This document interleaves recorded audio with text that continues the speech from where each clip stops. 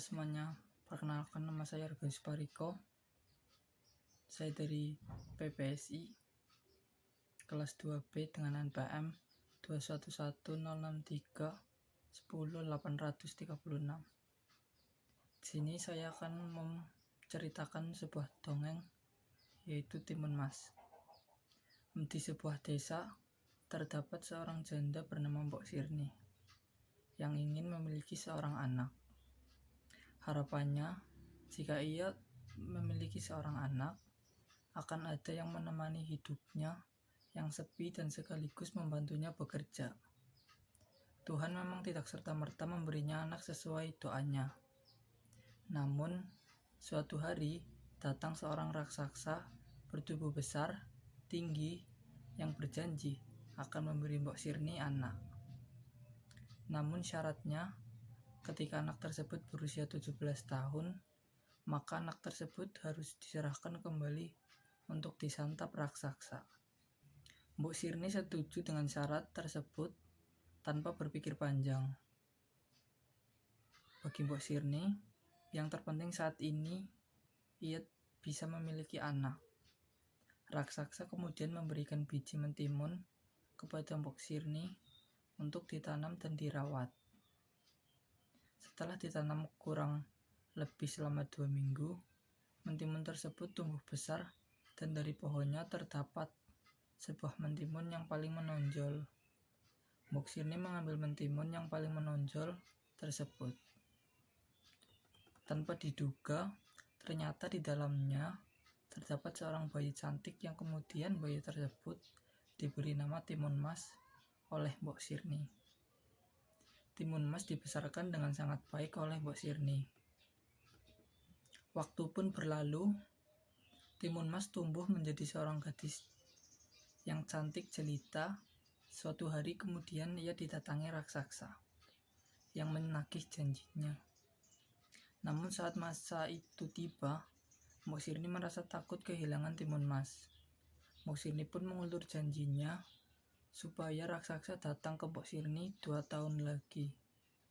Raksasa pun menyetujui karena ia berpikir semakin dewasa maka Timun Mas akan semakin lezat untuk disantap. Suatu malam, Mbok Sirni bermimpi. Di dalam mimpinya tersebut ada seorang yang memberi petunjuk. Jika Mbok Sirni ingin Timun Mas selamat, maka ia harus datang ke petapa di Gunung Gundul. Tanpa berpikir panjang, Mbok Sirni mencari petapa di Gunung Gundul tersebut. Petapa memberikan Mbok Sirni 4 buah bungkusan kecil yang di dalamnya berisi biji mentimun, jarum, garam, dan terasi. Keempatnya merupakan penangkal dari raksasa. Sesampainya di rumah, Mbok Sirni pun memberikan bungkusan tersebut kepada Timun Mas seraya membacakan doa. Paginya, raksasa datang menagih janji. Karena hari itu sudah tepat 2 tahun dari hari yang dijanjikan. Kemudian Mbok Sirni meminta Timun Mas lari dari pintu belakang.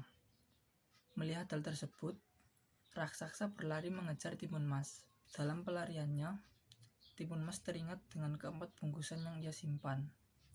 Ia pun menebar bijinya di hutan. Ajaibnya, biji mentimun menjadi ladang mentimun yang berbuah lebat. Raksasa pun memakan buah mentimun di ladang tersebut untuk menambah tenaga. Kemudian Timun Mas menebar jarum dan dalam sekejap jarum tersebut berubah menjadi pohon bambu yang tinggi dan tajam.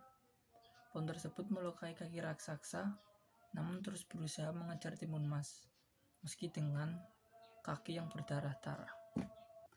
Melihat raksasa yang masih mengejar, Timun Mas membuka bungkusan garam. Kemudian garam tersebut ditaburkan dan seketika hutan menjadi lautan yang luas, namun raksasa mampu melewatinya. Terakhir, Timun Mas membuka bungkusan terasi dan seketika terbentuklah lautan yang airnya mendidih.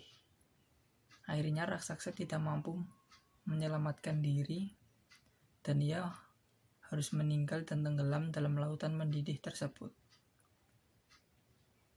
Akhirnya pelarian Timun Mas pun membawa hasil.